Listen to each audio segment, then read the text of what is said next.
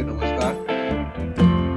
आज हम मध्य प्रदेश लोक सेवा आयोग की राज्य सेवा मुख्य परीक्षा के पाठ्यक्रम एवं इसके लिए आयोग द्वारा जो परीक्षा योजना जारी की गई है उस पर चर्चा करेंगे। इस वीडियो में हम ये समझने का प्रयास करेंगे कि प्रारंभिक परीक्षा में सफल होने के पश्चात मुख्य परीक्षा में हमें किन किन विषयों की तैयारी करना है, क्या पाठ्यक्रम निर्धारित है। परीक्षा की तैयारी के लिए आवश्यक होता है कि पाठ्यक्रम के किस भाग से, पाठ्यक्रम की किस इकाई से कितने प्रश्न पूछे जाएंगे, उन प्रश्नों का स्वरूप क्या होगा और उन प्रश्नों के लिए निर्धारित अंक कितने हैं, हमारी शब्द सीमा कितनी रहेगी जिसमें हमें उन प्रश्नों के उत्तर देना है। राज्य सेवा मुख्य परीक्षा में प्रत्येक उम्मीदवार को इन सभी 6 प्रश्न पत्रों की तैयारी करना है। प्रथम प्रश्न पत्र सामान्य अध्ययन से संबंधित है और इस प्रथम प्रश्न पत्र की विषय वस्तु इतिहास एवं भूगोल के विषयांशों पर आधारित है। इसके लिए 3 घंटे का समय निर्धारित किया गया है। द्वितीय प्रश्न पत्र, इसकी विषय वस्तु राजनीति विज्ञान, अर्थशास्त्र एवं समाजशास्त्र जैसे विषयांशों पर आधारित होगी। इसके लिए भी समय 3 घंटे निर्धारित है एवं इसके पूर्णांक भी 300 रखे गए हैं। तृतीय प्रश्न पत्र सामान्य अध्ययन का तीसरा प्रश्न पत्र है और इसकी विषय वस्तु विज्ञान एवं तकनीकी, साइंस एंड टेक्नोलॉजी पर आधारित है। चौथा प्रश्न पत्र दर्शन शास्त्र, मनोविज्ञान एवं लोक प्रशासन से संबंधित है।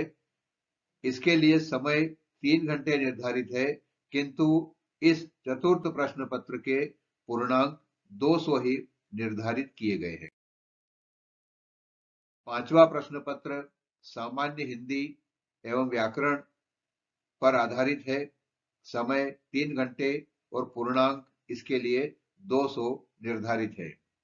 छठा प्रश्न पत्र हिंदी निबंध एवं प्रारूप लेखन, समय इसके लिए 2 घंटे निर्धारित है, पूर्णांक 100 निर्धारित है। मुख्य परीक्षा की लिखित परीक्षा के कुल 1400 अंक निर्धारित है तथा साक्षात्कार के लिए जो कि मौखिक स्वरूप में होता है के 175 अंक निर्धारित है।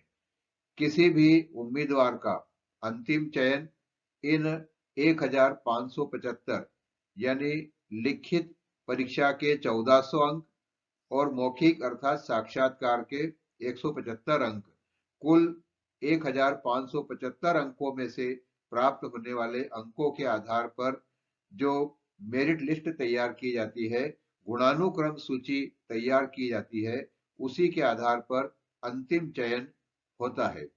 प्रथम प्रश्न पत्र जो इतिहास और भूगोल से संबंधित है उसमें 2 खंड बनाए गए हैं, खंड अ एवं खंड ब। प्रत्येक खंड के लिए 150 अंक निर्धारित है। प्रश्न पत्र के कुल पूर्णांक 300 है। प्रत्येक खंड अ एवं ब 150 अंकों के हैं और प्रत्येक खंड के पाठ्यक्रम को 5 इकाइयों में विभाजित किया गया है। पहला प्रश्न पत्र इतिहास और भूगोल से संबंधित है तो उसकी विषय सामग्री को 2 खंड में बांटा गया है और प्रत्येक खंड में 5-5 इकाइयों में विषय वस्तु को विभाजित किया गया है। इसी प्रकार दूसरे प्रश्न पत्र में भी किया गया है और तीसरे प्रश्न पत्र में खंड अ एवं ब न बनाते हुए सीधे विषय वस्तु को 10 इकाइयों में विभाजित किया गया है, जैसा कि हम अभी और आगे भी देखेंगे। अब जब हम तैयारी करते हैं इस परीक्षा के लिए तो सफलता के लिए आवश्यक है कि हम यह देखें प्रत्येक इकाई से कितने प्रश्न पूछे जाएंगे, वे प्रश्न कितने अंकों के होंगे और उन प्रश्नों के उत्तर किस शब्द सीमा का अनुपालन करते हुए देना है। प्रत्येक इकाई से 3 अति लघु उत्तरी यानी वेरी शॉर्ट आंसर पूछे जाएंगे, 2 लघु उत्तरी प्रश्न जिसे हम कहेंगे शॉर्ट आंसर टाइप क्वेश्चन पूछे जाएंगे, तथा एक दीर्घ उत्तरी या निबंधात्मक प्रकार का प्रश्न पूछा जाएगा। ऐसे टाइप आंसर जिसका देना है, ऐसा एक दीर्घ उत्तर वाला प्रश्न शामिल होगा। इन प्रश्नों की संख्या को आवश्यकतानुसार कम या अधिक किया जा सकता है। अति लघु उत्तरी प्रत्येक प्रश्न के लिए 3 अंक तथा लघु उत्तरी प्रश्न के लिए 5 अंक एवं दीर्घ उत्तरी प्रति प्रश्न के लिए 11 अंक निर्धारित किए गए हैं।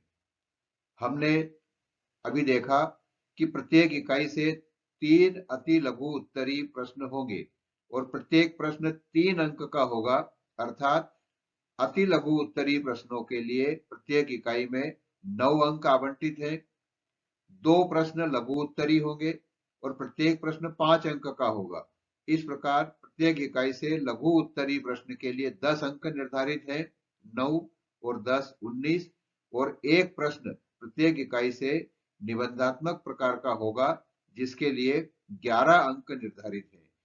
हम कह सकते हैं कि प्रत्येक इकाई के लिए कुल अंक 30 निर्धारित किए गए हैं।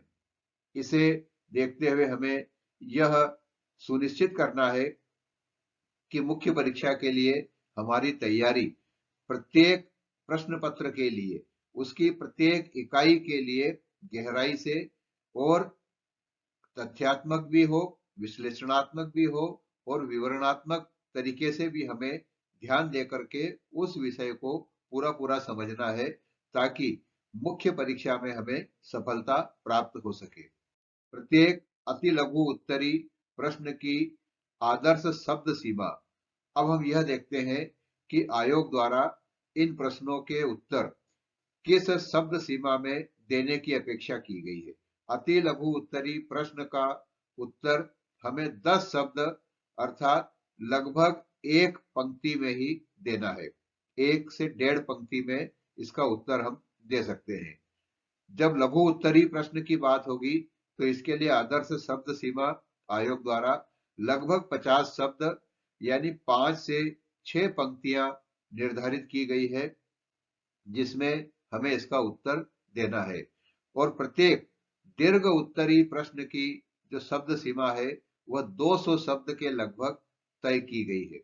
इस प्रकार इन शब्द सीमा के अंतर्गत ही, इन शब्द सीमा का ध्यान रखते हुए ही हमें परीक्षा की तैयारी करना है, ताकि हम अपने उत्तर को इस सीमा के अंतर्गत ही और निर्धारित समय में ठीक से दे सकें और हम अधिकतम अंक प्राप्त कर सकें।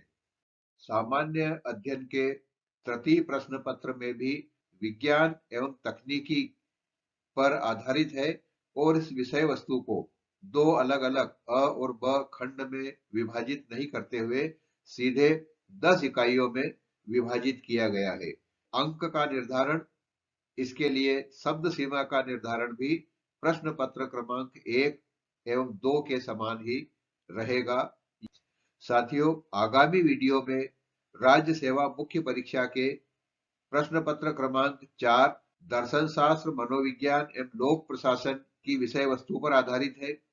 5वां प्रश्न पत्र सामान्य हिंदी एवं व्याकरण से संबंधित है और 6ठा प्रश्न पत्र हिंदी निबंध एवं प्रारूप लेखन से संबंधित है। चौथे, 5वें और 6ठे प्रश्न पत्र के किस इकाई से किस प्रकार के कितने अंक के प्रश्न पूछे जाएंगे, ताकि हम अपनी मुख्य परीक्षा की तैयारी को दिशा देकर और सफलता की ओर ले जाने वाले स्वरूप में ढाल सके और हम अंततः सफल हो सके। इस वीडियो को अंत तक देखने के लिए बहुत बहुत धन्यवाद। उम्मीद है यह आपके लिए उपयोगी रहा होगा। अगले वीडियो को अवश्य देखें। धन्यवाद।